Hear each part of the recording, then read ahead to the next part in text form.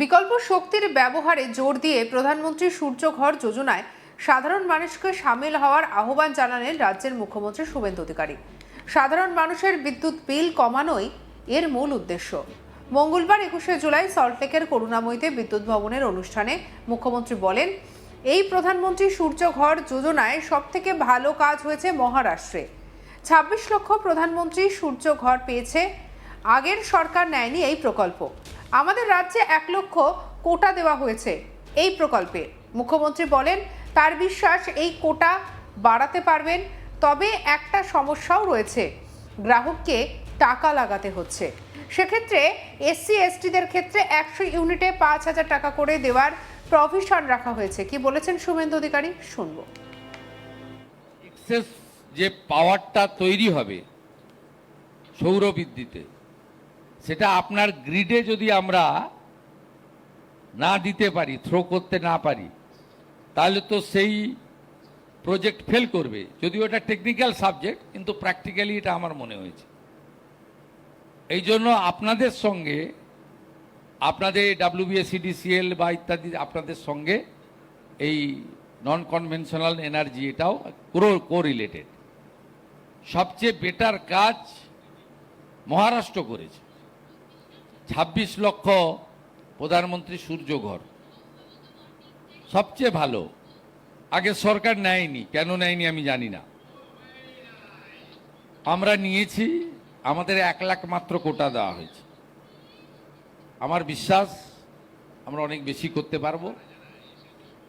একটা প্রবলেম আছে, সাবসিডি কিছু আপনার গ্রাহককে লাগাতে হচ্ছে টাকা। সেক্ষেত্রে এসসি এসটিদের ক্ষেত্রে আমরা অ্যাডিশনাল 15,000 টাকা, 100 ইউনিটে 5,000 করে টাকা দেওয়ার সুযোগ রেখেছি।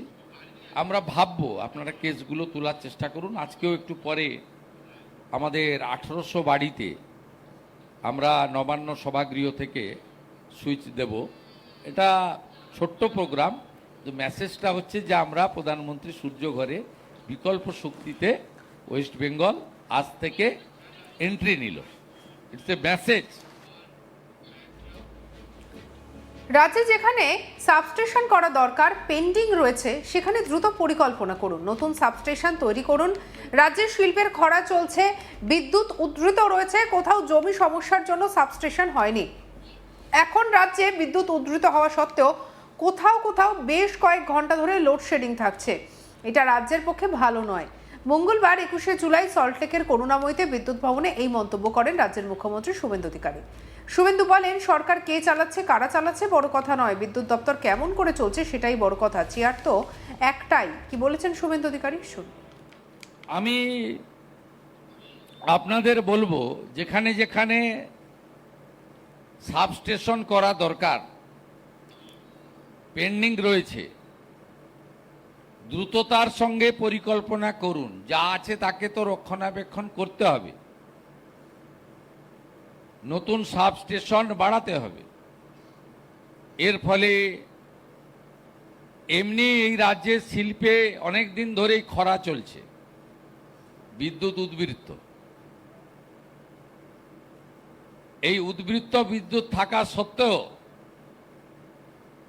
সাবস্টেশনগুলি ঠিকঠাক মতো জমি কেনা যায়নি, জমি পাওয়া যায়নি, সরকারের অন্য দপ্তরের সঙ্গে সমন্বয় সাধন করা যায়নি। এর ফলে লো ভোল্টেজের সমস্যা, কোথাও কোথাও 4 ঘন্টা 6 ঘন্টা রাজ্যে বিদ্যুতের কোনো ঘাটতি না থাকা সত্ত্বেও লোডশেডিং নামক বাম জমানার পুরনো একটি শব্দ এখনো কোথাও কোথাও উচ্চারিত হচ্ছে। এটা সরকারের পক্ষে ভালো নয়।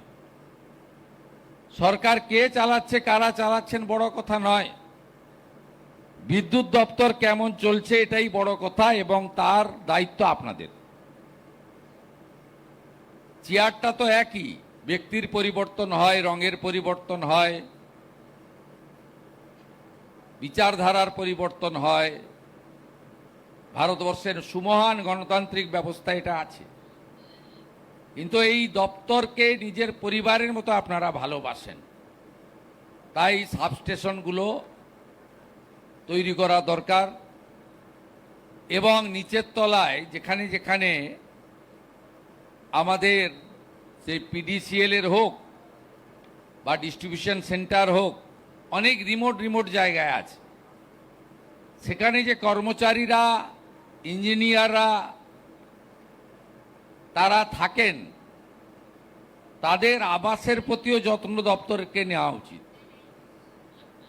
তারা কিভাবে আসছেন, কিভাবে থাকছেন ঝড় ঝড়ের মধ্যে, তাদের বিষয়গুলোকে দপ্তরকে দেখা উচিত। এইভাবে একেবারে মাইক্রো লেভেলে কোথায় কোথায় কি করা দরকার, এই বিষয়ে আমাদের উদ্যোগ গ্রহণ করা উচিত বলে আমার মনে হয়েছে।